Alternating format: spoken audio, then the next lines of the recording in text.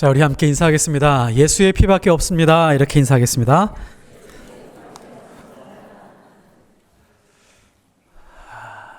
예수의 피밖에 없습니다.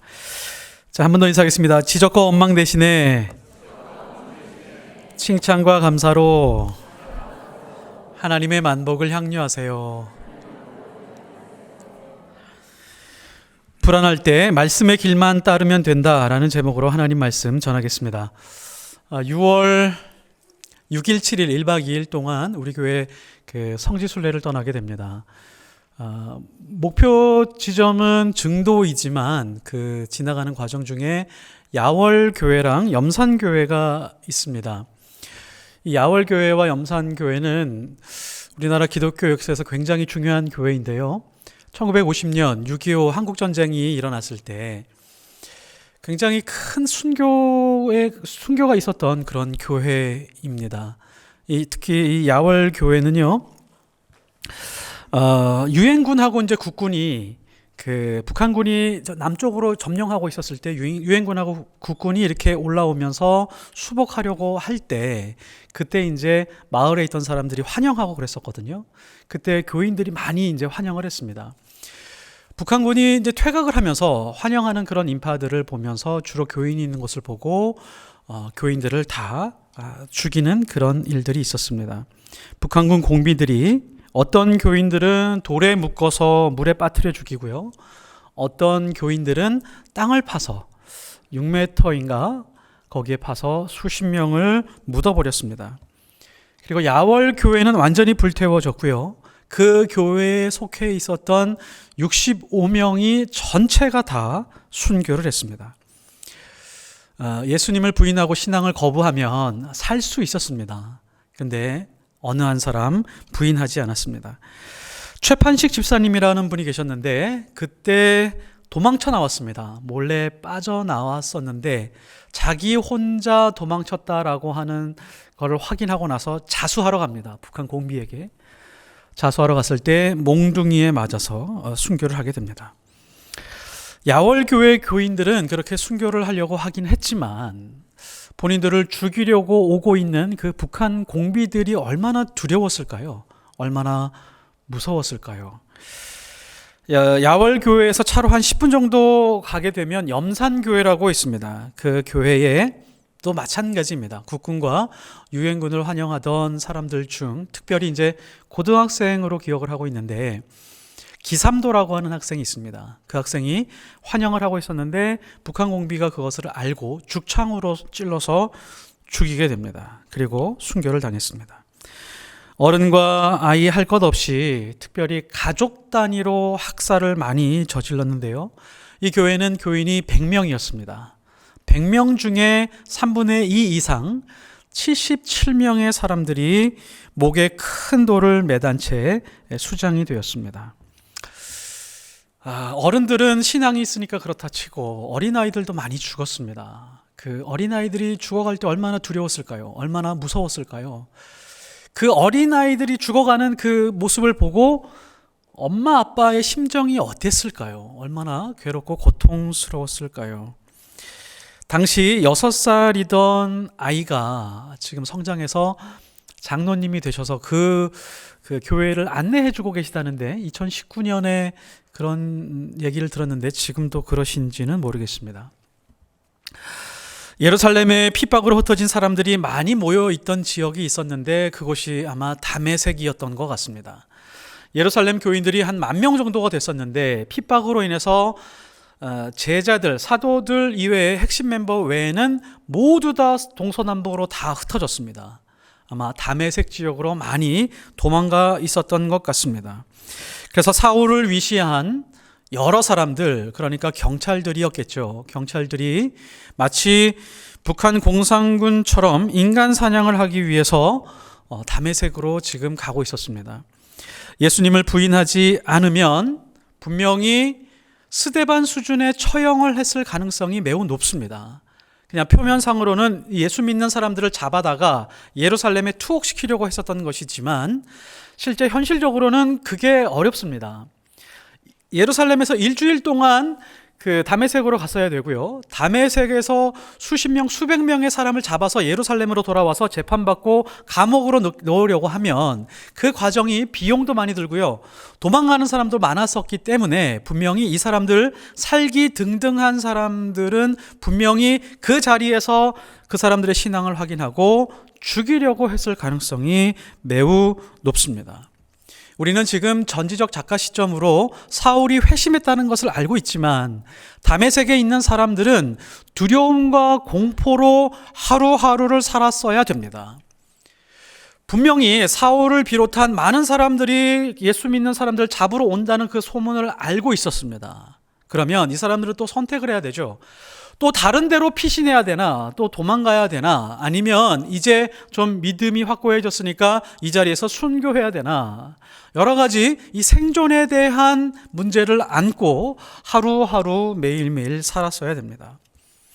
다메섹에서 예수 믿는 사람들 중에 주요 인물이 하나가 있었는데 그 사람이 아나니아였습니다. 11절에 보면 그때에 다메섹에 아나니아라 하는 제자가 있더니, 아나니아는 그냥 일주일에 한 번 예배 드리는 그런 사람이 아니었습니다. 제자라고 하는 명칭을 부여한 것을 보니까 12명의 사도들이 있었고 12명이 제자들로 칭했었던 것을 보면 아나니아도 또한 예수님의 길을 적극적으로 따르려고 했던 사람이라는 것을 잘 알 수 있습니다. 사울의 회심 사건이 사도행전에 3번이 나오는데요. 22장에 가면 또 다른 설명이 나오는데 거기에 아나니아에 대해서 이렇게 설명을 합니다. 율법에 따라 경건한 사람으로 거기 사는 모든 유대인들에게 칭찬 듣는 아나니아라고 설명하고 있습니다. 그러니까 하나님 앞에서 경건한 사람이었습니다.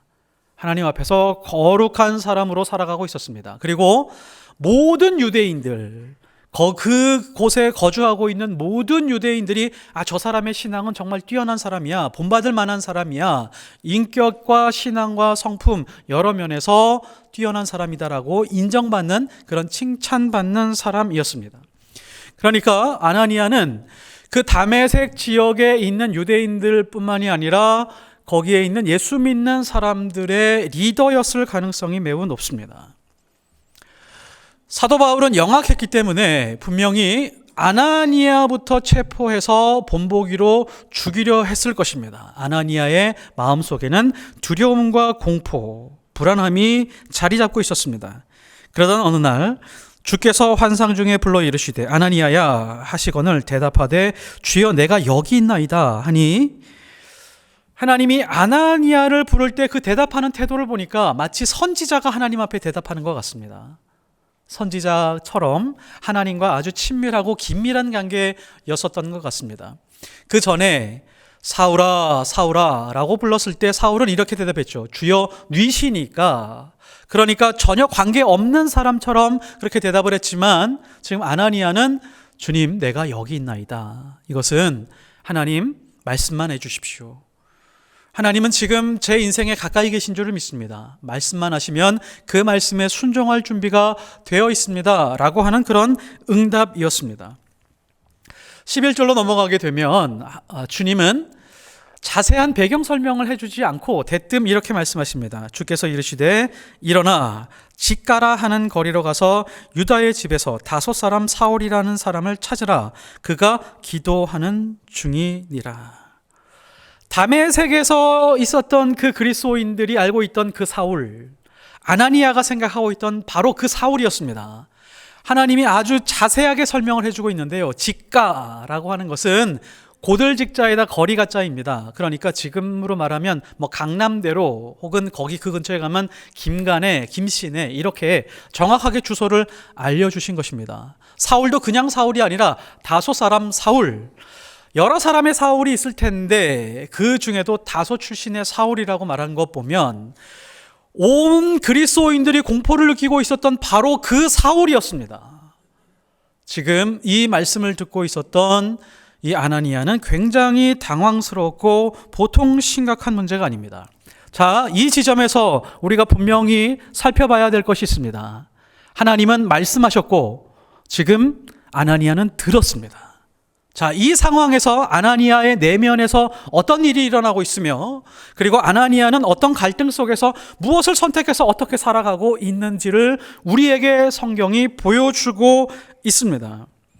아나니아의 내면에서는 두 가지 격차가 생겼는데, 자기가 가지고 있는 그 믿음, 예수님을 따르는 그 믿음의 모습과, 그리고 현실에서 부닥친 그 모습을 보니까 지금 격차가 발생하게 된 것입니다. 갈등하고 불안과 두려움이 그 사이에 들어오게 되었습니다. 그러니까 말씀과 현실이 충돌하게 되었고, 그 충돌 사이의 간격이 너무 크니까 그 안에 두려움이 있었던 것이죠. 13절과 14절, 아나니아가 대답하되 주여, 이 사람에 대하여 내가 여러 사람에게 듣사온즉 그가 예루살렘에서 주의 성도에게 적지 않은 해를 끼쳤다 하더니 여기서도 주의 이름을 부르는 모든 사람을 결박할 권한을 대제사장들에게 받았나이다 하거늘. 지금 저 사람, 다섯 사람, 저 사울이라고 하는 인간은 여기에 한 사람도 빠짐없이 모든 예수 믿는 사람들을 싹 잡아서 결박하러 오고 있는 바로 그 사람입니다 라고 지금 하나님의 말씀과 자기의 생각이 지금 충돌하고 있는 것을 보입니다. 여기서 보면 굉장히 큰 불안과 두려움이 있다는 것을 알 수 있죠. 지금 여기서 보면 이겁니다. 하나님, 저 죽기 싫습니다. 만일에 스데반의 생각을 가지고, 스데반의 믿음을 가지고 내가 순교하겠습니다 라고 하면 좋습니다. 하나님, 제가 가겠습니다. 제가 그 사람 만나겠습니다 라고 했겠지만, 하나님, 저 두렵습니다. 저 사람이 지금 여기 있는 예수 믿는 모든 사람들 잡으러 와서 죽일지도 모르는 이 상황인데요, 저는 그렇게 들었는데요, 하나님, 이 상황을 어떻게 하면 좋을까요? 라고 하나님께 말하고 있는 것입니다. 저는 지금 죽을 생각이 없습니다. 이때 아나니아가 선택할 수 있는 것은 두 가지입니다. 하나는 본능대로 선택하는 것입니다. 사람은 두려움이 몰려오게 되고 공포가 몰려오게 되면 그 두려움을 피하려고 하는 본능이 있습니다. 그러니까 옳고 바른 길을 축소시키고, 지금 내가 이 두려움을 빨리 해소해야 되기 때문에 두려움을 피하려고 하는 그런 본능이 있습니다. 또 하나의 선택은 그냥 하나님이 말씀하셨기 때문에 그 하나님의 말씀을 따라가는 것입니다. 자, 여기서 우리가 중요하게 생각해야 될 것이 이것이죠. 우리는 일상에서 이런 상황들에 부딪혔을 때 하나님의 말씀을 선택하는 것이 쉬울까요? 그렇게 살아오셨습니까? 상당히 많은 그리스도인들이 이런 상황에서 실패하고 있습니다. 자녀들이 성장하고 있을 때, 자녀들의 교육을 시킬 때 하나님의 말씀의 기준 위에서 자녀들에게 가르쳐주고 우선순위를 정해서 먼저 그의 나라와 그의 의의를 추구하도록 만들고 있는지, 아니면 이 아이들이 살아가야 될 세상이 너무너무 경쟁이 심하고 두렵기 때문에 세상 사람들이 가는 길에서 뒤처지지 않는 선택을 하게 하는지 잘 살펴보면 우리의 모습을 알 수 있습니다. 직장을 다닙니다. 직장을 다닐 때 승진을 앞두고 있죠. 일정 기간 승진을 하게 되어 있습니다. 승진을 앞뒀을 때 우리가 무엇을 선택하고 있나요? 하나님의 말씀을 따르게 되면 때로는 승진이 더딜 수도 있고 인정을 받지 못할 때도 있는데, 우리는 그것이 두렵기 때문에 세상 사람들이 하는 좋지 않은 방법, 그 방법을 붙들고 열심히 살아가면서도 별로 그렇게 마음의 가책을 느끼지 않을 때가 너무도 많이 있습니다. 사업을 할 때가 있습니다. 사업을 할 때 예기치 않은 기회가 올 때가 있습니다. 눈 한번 딱 감으면 수천만 원, 수억이 생길 수 있는 그런 상황들이 있죠.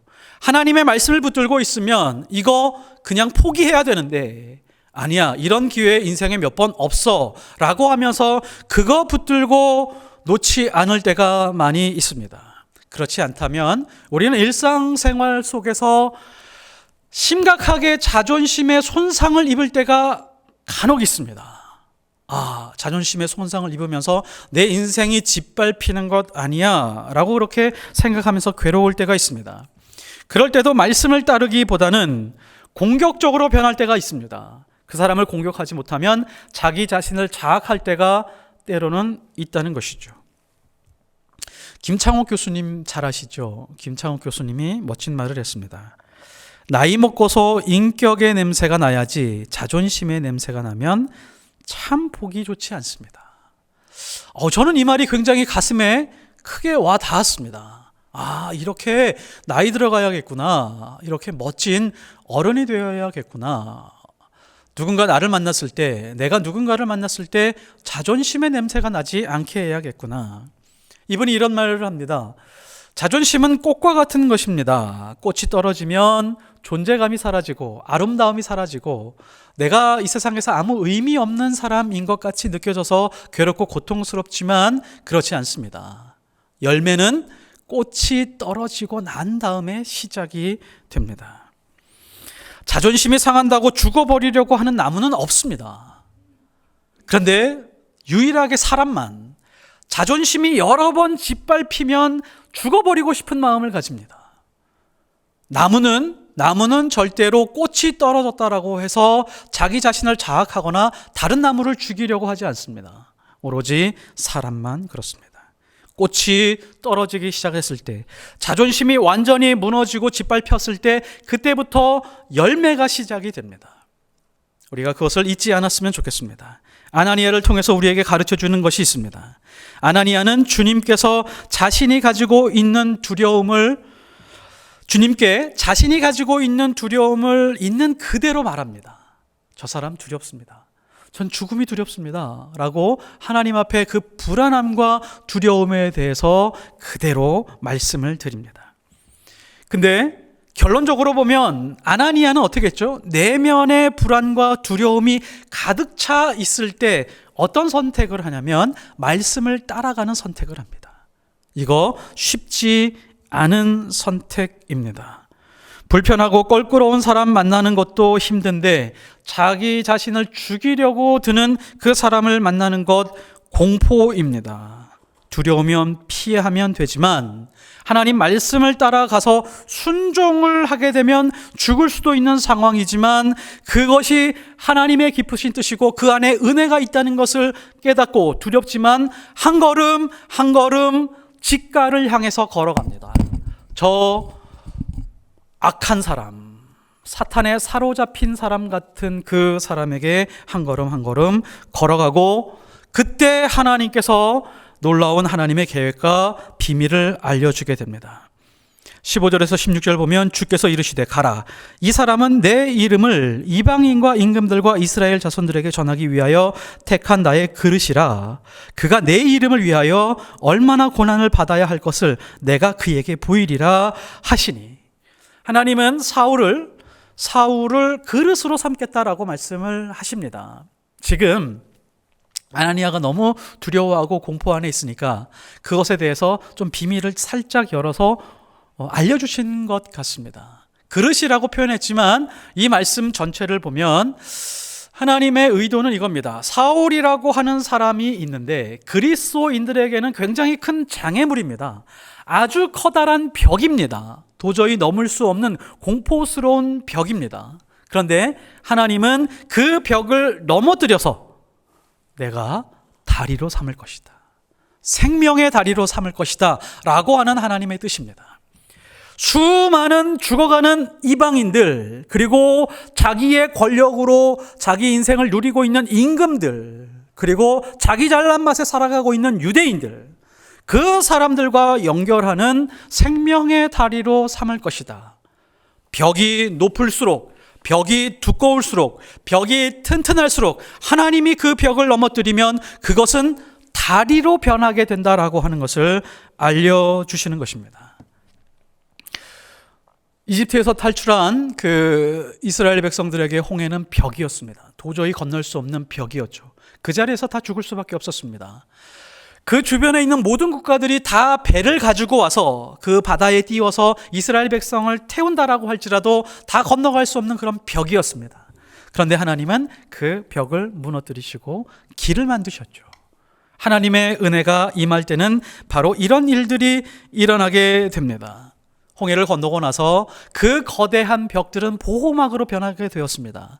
이집트 군대들이 쫓아오고 있을 때 못 쫓아오게 막아주는 보호막이 되었습니다. 하나님이 함께 하시면 우리 인생의 벽이 다리가 됩니다. 하나님은 사울이라는 벽을 눕혀서 다리가 되게 하셨다라고 하는 것이죠. 때로 우리 인생이 넘어지는 것처럼 보일 때 너무 좌절하지 마십시오. 너무 절망하지 마십시오. 하나님이 우리에게 주신 약속의 말씀이 있고, 그리고 우리가 살아가는 현실이 있습니다.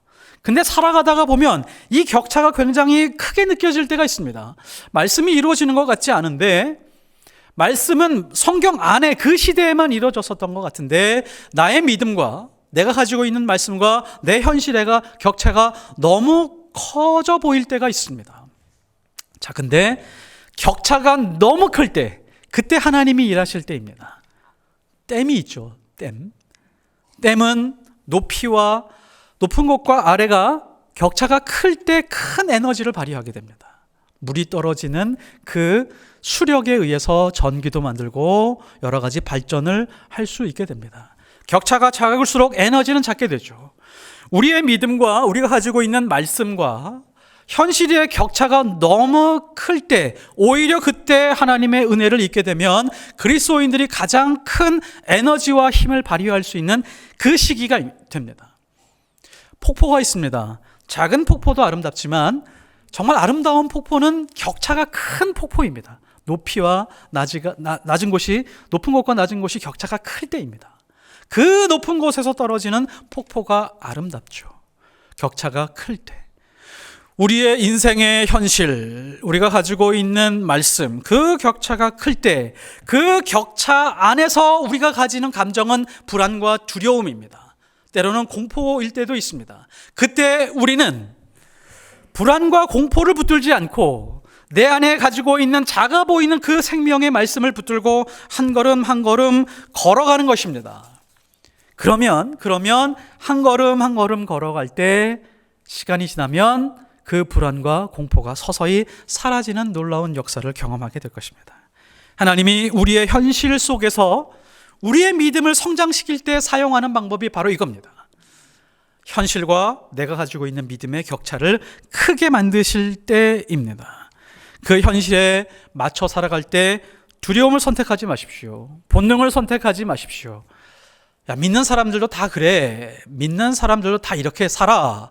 그렇게 그냥 정의 내리면서 다른 사람에게 말씀하지 마시고, 정말 하나님의 말씀, 그 생명의 말씀이 지금도 역사하고 살아계신다라고 하는 그 말씀만 붙들고 한 걸음 한 걸음 걸어가시기를 바라겠습니다. 믿음과 현실의 격차가 클 때, 그때는 어떤 사인이냐면 기도하라는 사인입니다. 기도하라는 시그널입니다. 하나님 앞에 엎드려라. 은혜를 구하라. 그 벽을 바라보고 두려움과 공포를 느끼지 말고 하나님의 은혜를 구하라라고 하는 그런 놀라운 시그널입니다. 그때 엎드려야 됩니다. 하나님, 저는 할 수 없지만 주신 생명의 말씀이 살아있는 능력의 말씀인 줄 알고 제가 한 걸음 한 걸음 걸어가 보겠습니다 라고 기도하는 순간입니다. 지금 사울도 기도하고 있었던 거 아시죠? 3일 동안 금식하면서 기도하고 있었습니다. 아나니아도 기도하고 있었습니다. 환상 중에 하나님의 말씀을 들었었던 거 보니까 그냥 세상 일 하고 있었던 것 같지 않습니다. 두려움과 공포 속에서 하나님 앞에 묵상하며 하나님의 은혜를 간절히 구하고 있었습니다. 그때 하나님이 중간에서 이 두 사람을 만나게 하셨다는 것을 우리가 놓쳐서는 안 됩니다. 그래서 오늘 말씀에서 더 근본적으로 놓치면 안 되는 것이 바로 이 부분입니다. 하나님은 우리의 현실에서 어떻게 일하시냐? 하나님, 우리가 살아가는 현실에서 지금 어떻게 무엇을 통해서 일하고 계십니까? 라고 질문하면 하나님은 만남을 통해서 일하십니다. 좋은 만남일 수도 있지만 불편하고 악한 만남을 통해서도 하나님은 일하신다라고 하는 것을 우리가 놓쳐서는 안 됩니다. 먼저 사울이 예수님을 만났습니다. 아주 극적으로 만났습니다. 신비한 체험, 아주 충격적인 체험으로 만났습니다. 하늘에서 빛이 비추고 자기를 둘러싸는 것을 보았습니다. 눈이 멀었습니다. 자, 그런 신비한 체험을 통해서 예수님을 경험하게 됐죠. 자, 그러면 일부 한국의 그리스도인들은 이런 경험을 하면 어떻게 할까요? 분명히 그런 체험을 계속 이어가게 하고 간증하러 다니면서 이런 체험을 계속 다른 사람들에게 하게 하고 싶어서 기도원을 세웁니다. 기도원을 세우고 많은 사람들을 오게 한 다음에 간증을 하고 기도하면서 두 손 들고 소리 지르면서 방언하고 하나님의 성령이 임해서 눈을 뜨게 하고 뭐 기적의 체험들, 빛이 오는 체험, 하나님의 음성을 듣는 방법, 음성을 들은 사람들 다 쉐어하고 뭐 간증하면서 이런 기도원을 아마 차려서 운영하려고 할 것입니다. 그런데 하나님은 그런 거 이어가게 하지 않고 사울에게 곧바로 아나니아를 만나게 합니다. 그러니까 믿음의 교제 안으로 들어가게 합니다. 17절 보십시오. 아나니아가 떠나 그 집에 들어가 그에게 안수하여 이르되 형제 사울아 주 곧 내가 오는 길에 나타나셨던 예수께서 나를 보내어 너로 다시 보게 하시고 성령으로 충만하게 하신다 하니. 자, 아나니아가 사울을 어떻게 부르죠? 형제 사울아. 아나니아가 사울을 바라볼 때는 이 사람은 완전히 사탄 마귀 같은 사람이었습니다. 원수 같은 사람이었습니다. 사울이 아나니아를 바라볼 때는 증오의 대상이었습니다. 빨리 죽여버려야 될 그런 바이러스 같은 그런 존재였습니다. 그런데 하나님이 만나게 하니까 이 원수 같은 사람들이 믿음의 형제가 되었습니다. 아나니아의 이름이 뜻이 바로 이겁니다. 하나님은 은혜로우시다. 다메섹에서 예수님이 사울을 만난 것이 바로 은혜의 순간들이었는데 믿음의 형제가 다가와서 은혜를 계속해서 덧입어서 살 수 있도록 해 주신다는 것을 우리가 알 수 있습니다. 우리가 하는 기도를 잘 들여다보면 우리의 기도, 간절한 그 기도를 잘 들여보면 이런 기도입니다. 하나님 기적을 베풀어 주십시오. 성경 안에서 이루셨던 그 기적이 우리의 삶, 내 삶 속에서 질병을 통해서 혹은 물질적 어려움을 통해서 해결되는 그런 기적을 맛보게 해주십시오 라고 하는 간절한 기도가 있습니다. 왜일까요? 하나님은 기적을 베풀어 주시는 분이기 때문에, 하나님은 기적을 통해서 일하시는 분이다라고 하는 생각을 가지고 믿기 때문입니다. 그런데 하나님은 어떤 것으로 더 많이 일하실까요? 하나님은 만남을 통해서 훨씬 더 구체적으로 일상적으로 우리와 동행하고 일하십니다. 노사연이 부른 노래가 있죠. 우리 만남은 우연이 아니야. 이거는 진리의 말씀입니다. 우리가 지금 이 땅에 살면서 누구를 만나든지 간에 하나님이 만나게 하신 것이고 하나님의 뜻이 그 안에 있습니다. 목장으로 모이고 성도회로 모이고 때로는 불편한 사람들과 만나가는 그 모든 순간들까지도 하나님이 만나게 하시고 하나님이 교제하게 하신 사람들입니다. 그래서요, 신앙이 위험할 때가 있습니다. 혼자 열심히 신앙생활을 할 때가 굉장히 위험합니다. 하와가 있죠. 전에도 한번 말씀드린 적이 있지만 하와가 혼자 있을 때 뱀이 와서 유혹을 했습니다. 그 유혹에 넘어갔습니다. 판단력이 흐려진 것 같습니다. 아마 분명히 하와는 남편과 싸웠었던 것 같아요. 아마 사이가 좋았다면 에덴 동산 여기저기 손잡고 다녔겠죠. 속삭이면서, 사랑을 속삭이면서 같이 붙어 다녔겠죠. 떨어지고 싶어 하지 않았을 것입니다. 근데 혼자 있었던 것 보면 분명히 싸웠었던 것 같아요. 그래서 뱀이 와서 유혹을 하는데 혼자 자기 스스로 판단을 하려고 하니까 판단이 흐려지고 엉뚱한 선택을 하게 되었습니다. 홀로 신앙생활하는 것은 위험할 수 있습니다. 쉽게 넘어질 수 있습니다. 무기력해질 수 있다는 사실입니다. 우리는 보통 영분별을 하는 사람들이 대단하게 느껴질 때가 있습니다. 우리 교인들도 아마 그런 경험이 있으실 것 같은데 막 기도를 하면 보이는 거예요. 아, 이 사람은 이런 직장에 들어가야 되고 이 사람은 저런 사업을 해야 되고 아, 이 사람은 이렇게 하면 병이 나을 것 같고 뭐 이런 거를 알려주는 분들이 계십니다. 그리고 실제로 병이 낫습니다. 그렇게 영적으로 충만해 보이는 사람들이 있습니다. 그래서 어떤 사람들 그 사람한테 기도받고 뭐 안수 기도받고 안찰 기도받고 뭐 그런 일들이 있죠. 자, 영을 분별하는 사람들이 간혹 있는데 영을 분별하는 거 어렵지 않습니다. 모든 사람들이 다 분별할 수 있습니다. 그리고 그렇게 다 분별할 수 있어야 됩니다. 성령의 역사가 있고 그리고 사탄의 역사가 있는데 악한 영의 역사가 있고 좋은 영의 역사가 있는데 이것을 구별하는 아주 간단한 방법이 있습니다. 어떤 사람이 기도하면 응답을 말씀으로 막 해요. 말씀으로 막 설명해주고 당신은 이런 길을 가야 되고 이렇게 신앙생활 해야 되고 다 알려주는 사람이 있습니다. 그런데 그 사람의 삶을 보면, 그 사람이 살아가는 삶을 보면 그 사람과 만나는 사람들이 이상하게 깨집니다. 가족 안에서도 깨지는 삶을 삽니다. 그 사람이 어디 들어가게 되면 그 사람들과 잘 친해지지가 않습니다. 이건 사탄의 역사입니다. 아무리 성경의 지식이 높고 깊고 넓다라고 할지라도, 아무리 봉사를 많이 하고 그런다라고 할지라도 그 사람과 교제하는 사람들이 자꾸 깨어지는 것을 보게 되면 그건 사탄의 역사입니다. 자, 그런데 어떤 사람이 계속 누군가를 만나게 되면 뭔가 마음이 회복이 되고 또 만나고 싶고, 그 사람이 만나면 좀 불편했던 사람들도 편하게 되고 자꾸 모여지고 예배가 좋고 기도하게 되고 찬양하게 되고, 이런 모습이 일어나게 되면 거기는 성령이 일하고 있는 그곳입니다. 영을 분별하는 것은 어렵지 않다라고 하는 것이죠. 건강한 교회들이 있습니다. 이 짧은 경험상 건강한 교회가 어떤 교회인가 봤더니 좋은 어른들이 계신 교회입니다. 다른 교회에서 여기저기 열심히 교회 다니시다가 포이에마로 오셔서, 야, 이 교회는 괜찮은 교회야. 성서학당에서 아주 훌륭한 목사님의 말씀, 그 말씀이 잘 실현되는 교회일 거야 하고 왔는데 포이에마에 별거 없습니다. 역시 험담하고 헐뜯고 비방하고 인간의 냄새가 풀풀 나는 그런 교회라고 하는 것을 마음의 충격으로 받고 조용히 떠나는 분들도 계신 걸로 알고 있습니다. 여기도 비슷한데 어디 갈 데도 없고 그냥 여기서 그냥 신앙생활 하자, 이렇게 생각하는 분들이 있을 수도 있겠다는 생각이 듭니다. 교회는 사람이 모이는 곳이기 때문에 사람이 모여서 생기는 모든 문제들을 다 가지고 있습니다. 우리 교회도 있습니다. 이거를 인정하고 받아들여야 됩니다. 자, 그런데 건강한 교회가 어떤 교회인가 봤더니요, 사람이 모여서 비방하고 험담하고 헐뜯고 누군가를 시기하고 질투하는 그런 상황이 있는데 어떤 분이 온유하고 친절하게 그것을 제재해 주는 겁니다.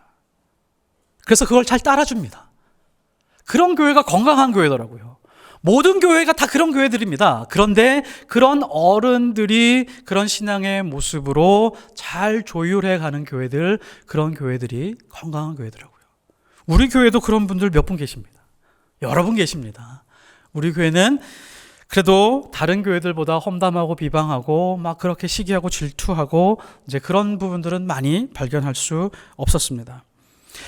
젊은 사람들이요, 연세 드신 분들하고 좀 이렇게 세대 차이가 있어요. 요즘 젊은 사람들 이해 못하겠어 라고 이제 그렇게 느낄 때가 많이 있으시죠. 젊은 사람들 안에 마음에 어떤 소망 같은 것이 있습니다. 이렇게 조금 소원이 있는데 그게 뭐냐면, 이 시대, 어려운 시대를 살아가면서 좋은 어른을 만나고 싶다는 그런 소망이 있습니다. 좋은 어른들을 만나면 그분들이 가신 그 길을 보면서 배우고 그분들을 통해서 마음의 안정감을 느끼고, 저분처럼 살면 좋겠다 라고 하는 어른들을 찾고 싶은데 그런 어른들이 별로 없다라고 했을 때 젊은 사람들이 굉장히 실망하게 됐죠.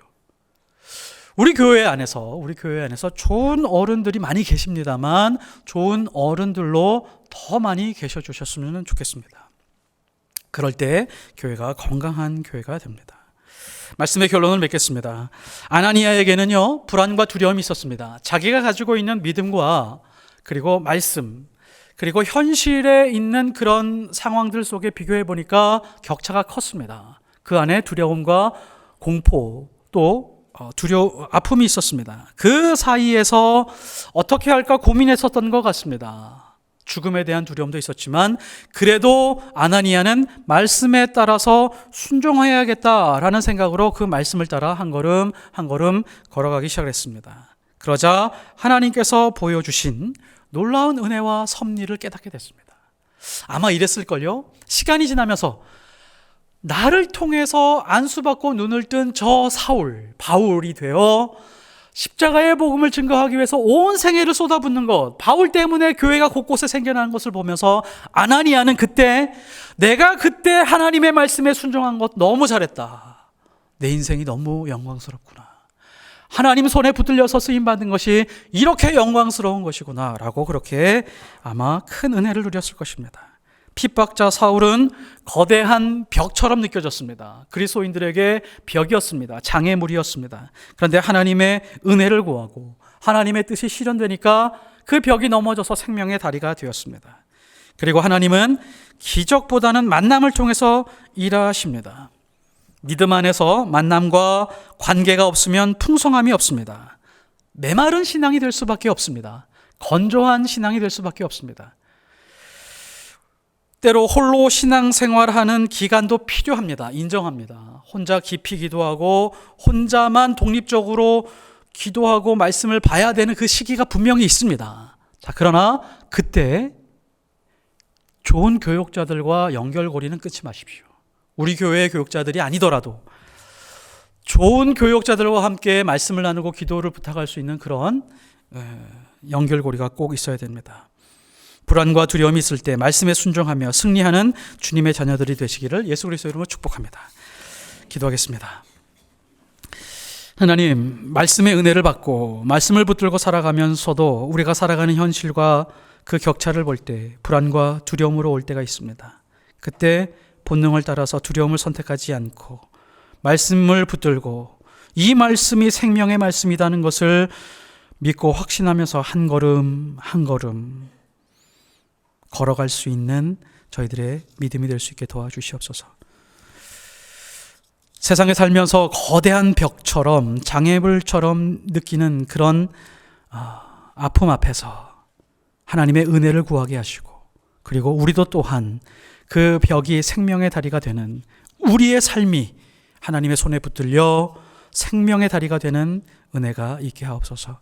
예수 그리스도 이름으로 기도드렸사옵나이다. 아멘.